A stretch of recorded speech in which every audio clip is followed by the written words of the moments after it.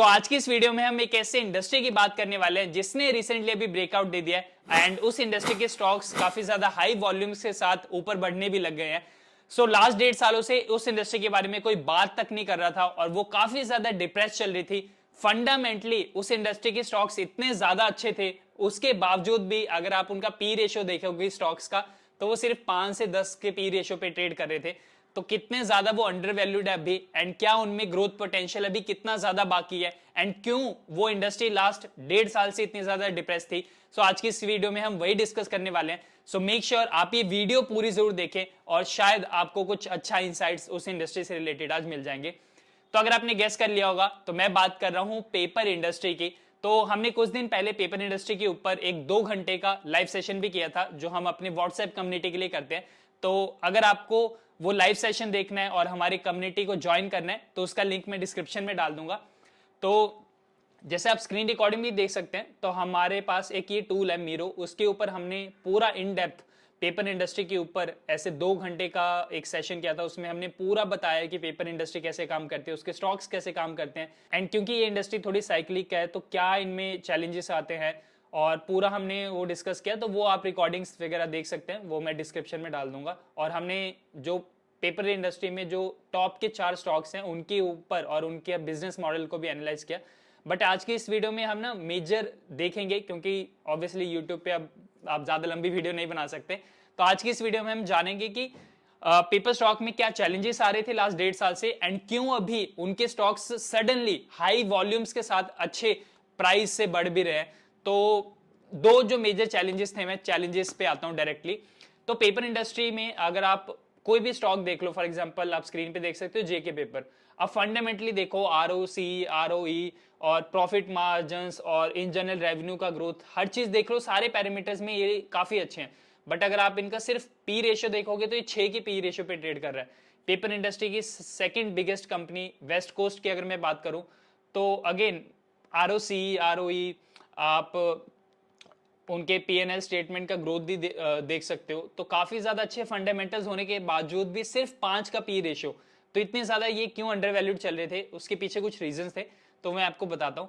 तो इस इंडस्ट्री में ना 2 मेजर अभी चैलेंजेस ये चल रहे हैं कि पेपर इंडस्ट्री इंडिया में उसके ग्रोथ कांस्टेंट है, मतलब सैचुरेशन है, क्योंकि जो भी ग्रोथ है पेपर में वो पैकेजिंग इंडस्ट्री में है। आपको ही पता है कि आज की दुनिया डिजिटलाइजेशन की तरफ बढ़ रही है, तो जो भी हम पेन पेपर और जो क्लास के नोटबुक स्कूल्स में जो पेपर यूज होने वाला है उसकी लिमिटेड ग्रोथ है, बट ज्यादा ग्रोथ है पैकेजिंग की। और पैकेजिंग में क्यों ग्रोथ ज्यादा है, क्योंकि इंडिया थोड़ा ऑर्गेनाइज्ड बनते जा रहा है। तो हम रेस्टोरेंट्स में जाते हैं, वहां पे टिश्यू पेपर्स, नैपकिन यूज करते हैं।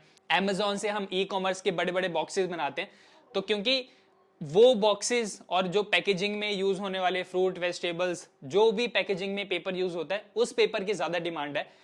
तो अब उसे हो ये रहा था कि इंडिया ना एक्सपोर्ट्स अच्छे नहीं कर पा रहे थे, जो इंडिया के पेपर वाले कंपनीज हैं वो एक्सपोर्ट्स में पीछे जा रहे थे।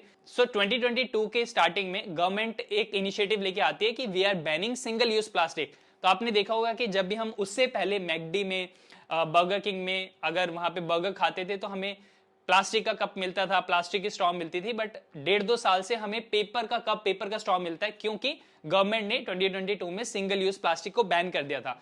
एंड अगर प्लास्टिक बैन होता है तो उसका ऑल्टरनेटिव क्या आता है, पेपर। तो 2022 में पेपर इंडस्ट्री 6 महीनों में ऑलमोस्ट डबल हुई थी। जो भी स्टॉक्स थे जेके पेपर, वेस्ट कोस्ट पेपर, वो 1 जनवरी से अगर आप ट्रैक करोगे 2022 से और जुलाई तक ट्रैक करोगे तो वो काफी ज्यादा डबल होगी, क्योंकि गवर्नमेंट ने ये एक पुश दे दिया था उन्हें कि अगर प्लास्टिक, सिंगल यूज प्लास्टिक को हम बैन कर रहे हैं। सिंगल यूज प्लास्टिक मतलब कि आपने एक बार उसको यूज किया और फिर फेंक दिया, तो वो हम कहां करते थे, रेस्टोरेंट्स वगैरह में ज्यादा यूज होता था। तब उसका ऑल्टरनेटिव आता है पेपर, तो पेपर इंडस्ट्री काफी बूम की। एंड 2022 में ही थोड़े ब्राजील में प्रॉब्लम्स चल रहे थे, और चाइना जो पेपर का एक काफी बड़ा मेजर एक्सपोर्टर है, वहां पे भी कोविड की वजह से इश्यूज चल रहे थे, वहां की इंडस्ट्री थोड़ी ठप पड़ी हुई थी। तो इंडियन कंपनीज ने स्टेप अप किया और बहुत सारा एक्सपोर्ट किया पूरे वर्ल्ड वाइड में। बट 2022 के बाद से ही आप एक्सपोर्ट्स देख सकते हो इंडिया के कि ऑलमोस्ट 66% डिक्लाइन आया। आपके सामने एक स्नैपशॉट है जहां पे हमने लिखा है कि 2022 में कहां ऑलमोस्ट 3000 यूएसडी मिलियन डॉलर्स का हमने एक्सपोर्ट किया था, बट लास्ट ईयर 2023 में हमने सिर्फ 967 यूएसडी मिलियन डॉलर्स का किया, यानी ऑलमोस्ट 2/3 कम हो गया, 66% तक वो डिक्लाइन आ गया। सो इतना ज्यादा सिग्निफिकेंट ड्रॉप आया, इस वजह से ही लास्ट 1.5 साल से इनके स्टॉक प्राइसेस भी उतने अच्छे पी रेशियो पे ट्रेड नहीं कर रहे थे। एंड आप ग्राफ में भी देख सकते हो कि इन टर्म्स ऑफ वॉल्यूम भी हम बात करें तो 2022 में बहुत ज्यादा 4x हो गया था पेपर एक्सपोर्ट्स में। एंड रेवेन्यू वाइज भी आप देखोगे कि कितना बड़ा इंक्रीज आया था 2022 में। तो हम बहुत ज्यादा एक्सपोर्ट करने लगे थे और इस वजह से पी रेशियो अच्छा मिला 2022 में। बट उसके बाद से ही पी रेशियो गिर रहा है बिकॉज हमारे एक्सपोर्ट्स गिर रहे हैं। एंड एक्सपोर्ट्स गिर रहे हैं वो ठीक है कि चाइना वापस आ गया, ब्राजील वापस आ गया, बट प्रॉब्लम ये हो रहा है इंडिया में कि इंडिया में जो पेपर का क्वालिटी है वो काफी ज्यादा अच्छा होता है जो इंडियन कंपनीज पेपर बनाती है। एंड इस वजह से वो थोड़ा एक्सपेंसिव ट्रेड करते हैं या एक्सपेंसिव होते हैं। बट पेपर क्योंकि एक कमोडिटी है, अब जैसे हम मोबाइल खरीदने जाते हैं तो हम अच्छा ब्रांड ढूंढते हैं, हम आईफोन, एप्पल के जो फोन होते हैं उसको आईफोन बोलते हैं क्योंकि एक ब्रांडेड वो चीज आ जाती है। बट पेपर आप किसी भी ब्रांड का यूज करो, क्या फर्क पड़ता है, तो वो एक कमोडिटी है। तो कमोडिटी मार्केट में आप कोई भी चीज को एक्सपेंसिव रेट पे नहीं बेच सकते, इसलिए पेपर कंपनीज के जो भी प्रोडक्ट हैं, उनके ब्रांड्स हैं, उनमें कोई प्राइसिंग पावर नहीं है। जो सबसे ज्यादा सस्ता बेचेगा उसी का माल बिकता है। तो इस वजह से ही, क्योंकि सस्ता माल अब कहां से आ रहा है, चाइना से, तो चाइना से, रशिया से, यूएसए, आप ये कंट्रीज के नेम देख सकते हैं। इन कंट्रीज से पेपर इंडिया में डंपिंग होती है उनकी। तो इंडियन कंपनीज अगर से फॉर एग्जांपल से 100 रुपीज का पेपर बनाती हैं और 100 रुपीज उसकी सेलिंग प्राइस है, तो ये चाइना रशिया वाले इंडिया में 70 रुपए में बेच रहे हैं।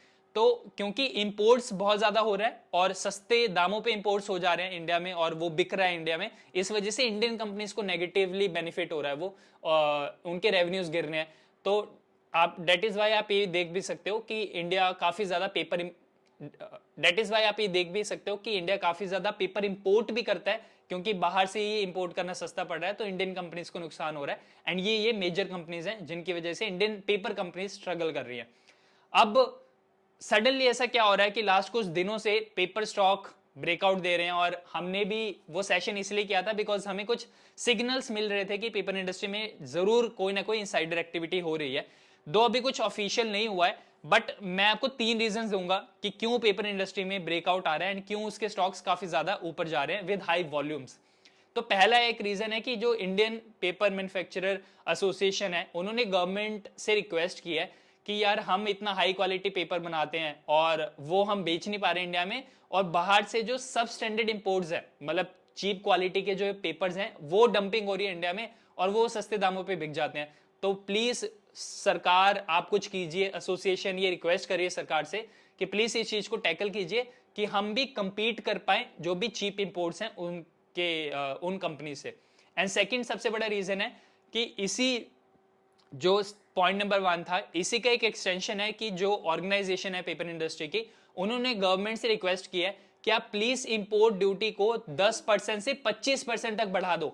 इंपोर्ट ड्यूटी मतलब कि जो भी बाहर से पेपर आ रहा है उसके ऊपर जो टैक्स लगता था वो 10% है, आप प्लीज उसको 25% कर दो, सो दैट जो इंपोर्ट हो रहा है पेपर उसके प्राइसेस बढ़ जाएंगे एंड इंडिया में जो पेपर इंडस्ट्री है वो कॉम्पिटिटिव हो जाएगी as compare to the foreign cheap imports जो इंडिया में आ रहे हैं। सो डोमेस्टिकली जो हमारी इंडियन कंपनीज हैं उनको बेनिफिट मिलेगा बिकॉज वो प्राइस के टर्म्स में कंपीट कर पाएंगे। तो इंडिया का पेपर भी अच्छी क्वालिटी में सेम प्राइस में मिलेगा और बाहर से भी जो पेपर आ रहा है अगर उसके भी प्राइस सेम हो जाते हैं तो ऑब्वियसली आप हायर क्वालिटी वाला प्रेफर करोगे।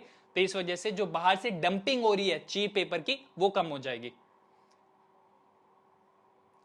एंड थर्ड पॉइंट है कि ब्राजील वर्ल्ड का लीडिंग पल्प सप्लायर है। मींस कि पेपर आपको पता है कि वुड से बनता है, वुड को जब थोड़ा गलाया जाता है केमिकल प्रोसेस से, उसके छोटे छोटे पीसेस करके उसको गलाया जाता है तो वो एक पल्प बनता है। उस पल्प को ब्राजील एक्सपोर्ट करता है एंड वो वर्ल्ड का सबसे लीडिंग, सबसे बड़ा एक्सपोर्ट प्लेयर है।